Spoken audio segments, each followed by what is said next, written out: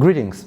This is Ukrainian Prism with our weekly video digest documenting the unwavering resistance of Ukrainians to Russian onslaught and the horrific crimes committed by Russian occupiers. Once again, the whole week was a constant barrage from Russian artillery and aviation strikes. Mostly cities that were harmed are in Donetsk and Luhansk region, specifically the city of New York, Lysychansk, Popasna, Rubizhne, and of course Severodonetsk. The amount of damage taken by civilian infrastructure and civilian and residential buildings are tremendous. However, it cannot be evaluated correctly due to the constant threat from barrages and Russian strikes. According to open data collected by our team, during the last week, 28 civilians were killed and more than 140 were injured.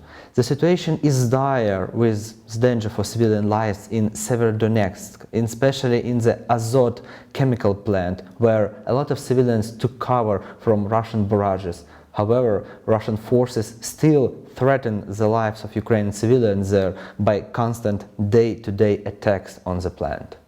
The second biggest grain storage in Ukraine was shelled this week and lost nearly all of its stored grain to the fire. The facility was located in Mykolaiv Oblast, which is currently under constant Russian attacks. This particular case was noted and righteously criticized by the head of European diplomacy, Josep Borrell, who said that such actions not only violate international law, but also endanger the global population with hunger and other potential crises. However, this particular violation is just one of the crimes concerning Ukrainian food chain and food supplies.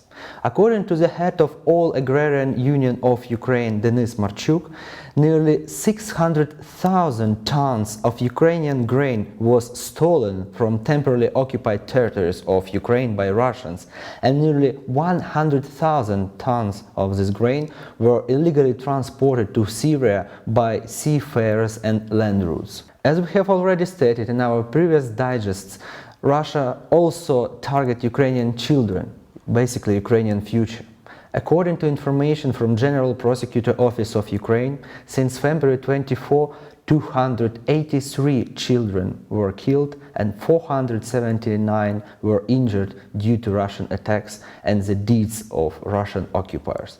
This is a horrific number not only for Ukrainians, but for the whole civilized world. For more than 100 days, Russian occupiers are still using methods that violate the rules and laws of war. They target children, elderly, women, they destroy civilian infrastructure and demolish any civilian building in their path. However, such crimes will not be forgotten nor forgiven, and all of those who are attached to the Russian units, Russian propaganda or Russian politics will feel the consequences of their deeds. The project is implemented with the support of Isar Ednannia, which work in consortium with Ukrainian Center for Independent Political Research and the Center for Democracy and Rule of Law.